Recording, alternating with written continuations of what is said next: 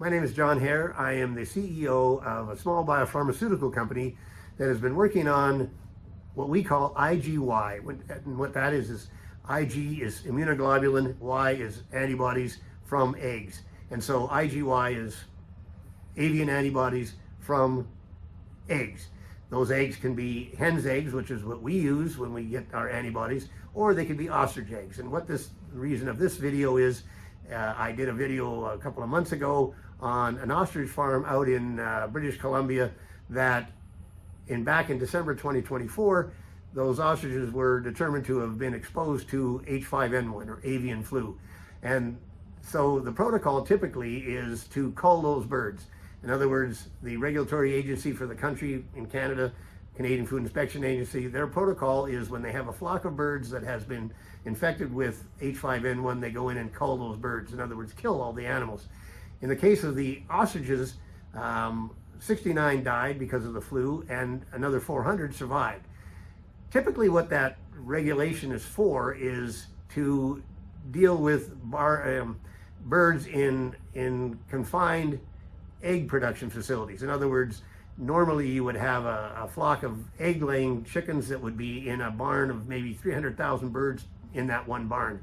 And so what happens is, one bird will get sick with avian flu, and because they're so tightly confined in that barn, all the birds will be affected, and most of them actually die before you even have to start with the cull order. In other words, the birds will die on their own because of the flu. In the case of the ostriches in Edgewood, BC, a lot of them survived primarily because they're way more robust than a small chicken would be, and their immune systems obviously work better.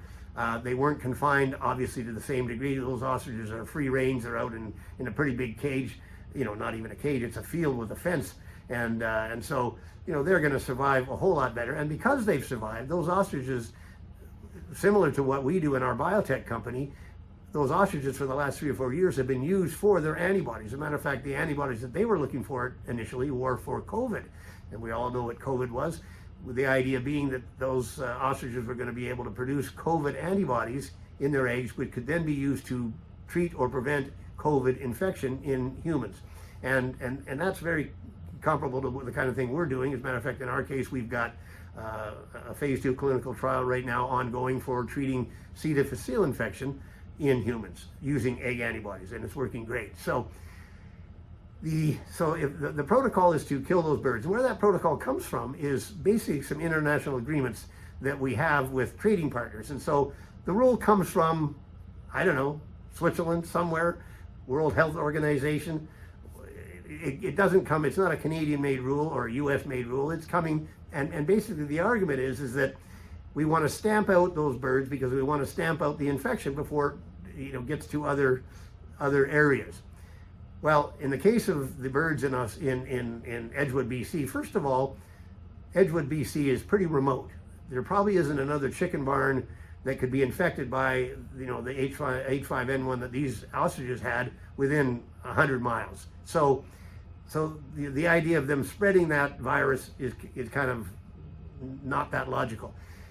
The other thing that's ridiculous that should be discussed here is that how those birds probably got infected was because of migratory birds. And so regardless if we get rid of the ostriches, theoretically thinking we're going to eliminate the virus there, the migratory birds that made them sick to begin with are still going to be flying around, and I don't know how we're ever going to stop those birds from infecting other flocks or people or whatever.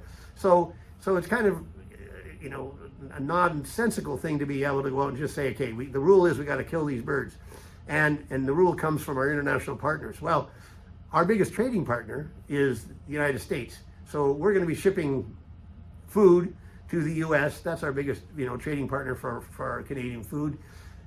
Two of the largest, two huge players in the U.S. administration, Bobby Kennedy Jr. and Dr. Oz, have both spoken out in favor of making sure we keep these birds alive because they recognize the benefit potential of those birds from the point of view of their antibodies in stemming the tide of avian flu in other flocks. In other words, so far we've seen, the price of eggs in the last 2 or 3 years go up a lot, and that's primarily because of avian flu. We haven't got a solution to that problem.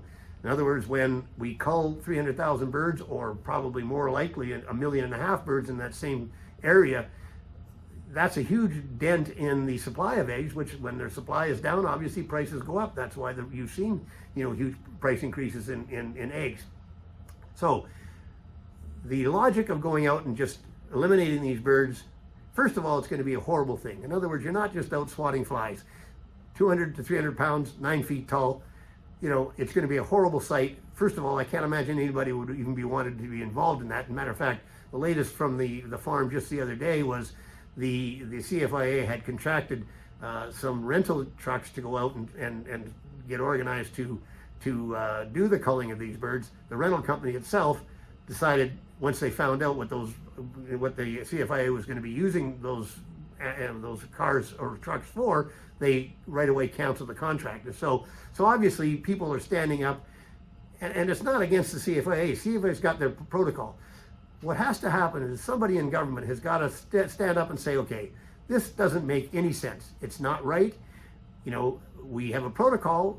The protocol could be wrong, by the way. It comes from somewhere not in Canada, not in the United States. It's an international protocol for international trade. The rule is you kill birds with H5N1 with the idea that it's going to stop the flow of that infection.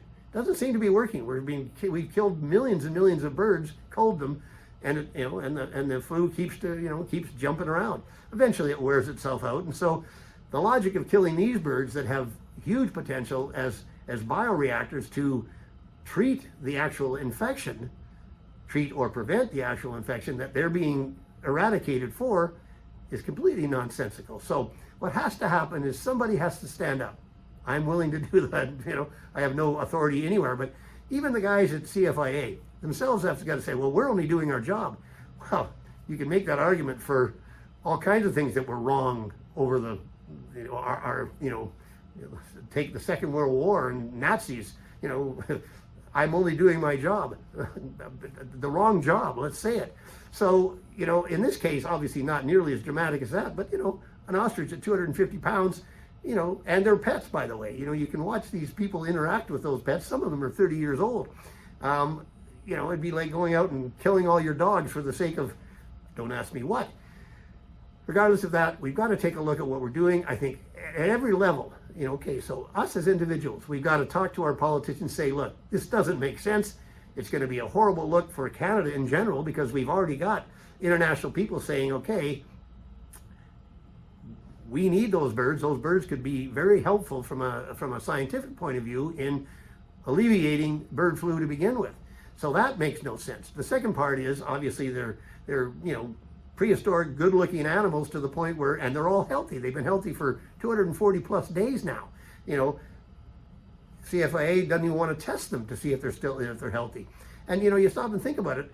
The idea of them spreading. Okay, if they culled back when they found out, back in December of last year, well, maybe you would have stopped some spreading, but you're now 240 plus days past that. If there was going to be any spreading, it's been done.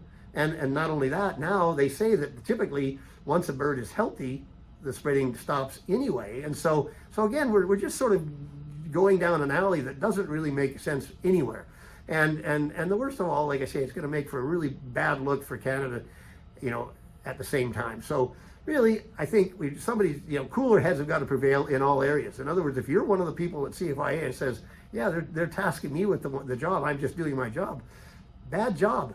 Say, no, I'm starting to listen. You see, there's no authority there. There's no one sort of saying, we got to stop. This is the protocol. Well, maybe the protocol is wrong. So anyway, take a look. Let's see if we can't do it. Call your politicians. Do whatever you can to sort of put this thing behind us.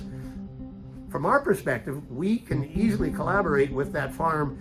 We have I'm in my lab as we speak. We have the capability to do antibody testing. We can do all kinds of things that need to be done as far as isolation of antibodies and purification of antibodies that can be then used as a treatment. And I mentioned we've already got an animal health drug that's registered. We've got a human health drug now in phase 2 clinical trials. So these birds can certainly be used way better than what most people are even thinking about. And so From my perspective, they're a huge opportunity from the potential of science. Let's not let them disappear otherwise. Thanks for listening.